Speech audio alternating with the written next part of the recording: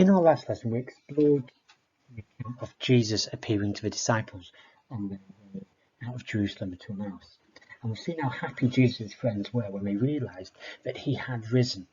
As well as happiness, they must have felt amazement and wondered how such a thing could be possible. In this lesson, we're going to be looking at one of the apostles that hasn't seen Jesus.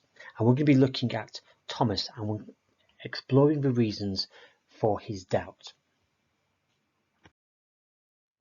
One of Jesus' second friends was a man called Thomas. He really loved Jesus, and when Jesus died, Thomas felt very sad. When Thomas's friends told him that Jesus' tomb was empty, and that some of them had actually seen Jesus, he couldn't believe it. He wished it were true.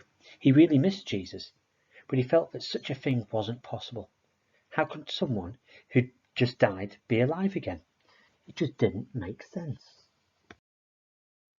Thomas said to his friends, "I will not believe Jesus has risen unless I see him for myself."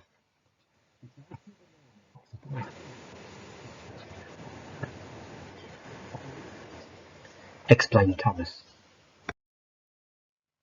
About a week later, Thomas and his friends were in their house with all the doors shut. Suddenly, Jesus appeared in the middle of the room and said, "Peace be with you." Thomas was amazed. He wondered if that could really be Jesus whom he loved so much and thought he would never see again.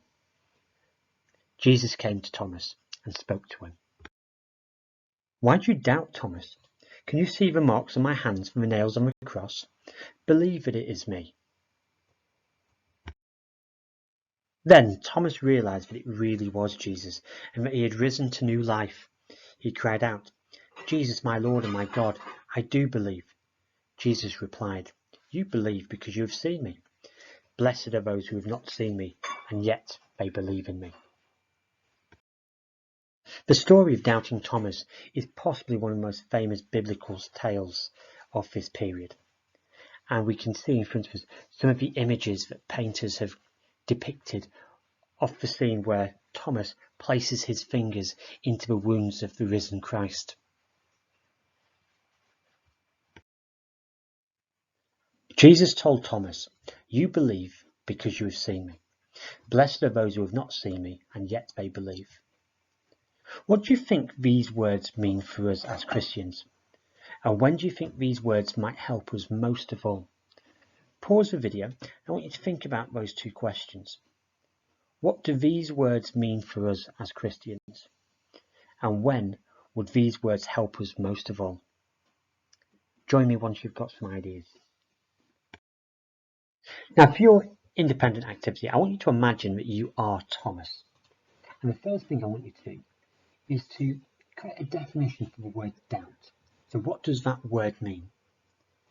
And then we're going to write a diary entry in Rome. So our first diary entry is going to be how you feel as Thomas when the other apostles are telling you about Jesus' resurrection. The fact that they've seen him, they've spoken to him, and you haven't. And then I want you to think about, why do you think that Thomas didn't believe these stories? And the second diary entry I want you to think about is once Jesus and Thomas have met. When he knows that these tales that he's been hearing about the resurrection are true. How did he feel when this took place?